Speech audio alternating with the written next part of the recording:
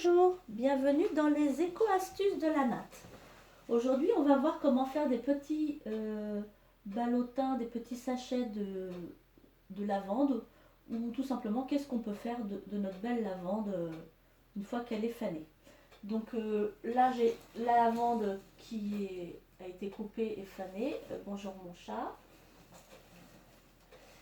On aura besoin de vieux mi-bas, enfin des mi-bas usagés ou pas, filés, peu importe, pour faire le petit ballotin, un récipient et un sachet de pommes de terre. Alors, pour débuter, on va mettre un bas sur le récipient, que ce soit plus facile pour l'insérer à l'intérieur. Voilà. Après, je prends mes brins, je coupe la fleur, et je la mets dedans. Et la tige, je la mets dans mon sac à pommes de terre. Voilà, tout simplement. Si vous avez pu faire sécher votre lavande sur un grand drap et la récupérer pour la mettre dans un sac, vous la mettez évidemment directement. Voilà.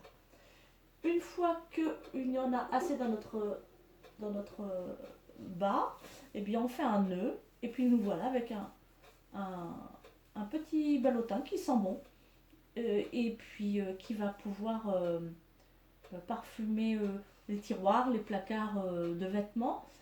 Ça a aussi une autre propriété. On peut très bien les mettre dans des ateliers ou dans des endroits un peu moins fréquentés parce que les araignées n'aiment pas cette odeur et donc du coup ça permet de pouvoir faire un peu de ménage naturel. Voilà.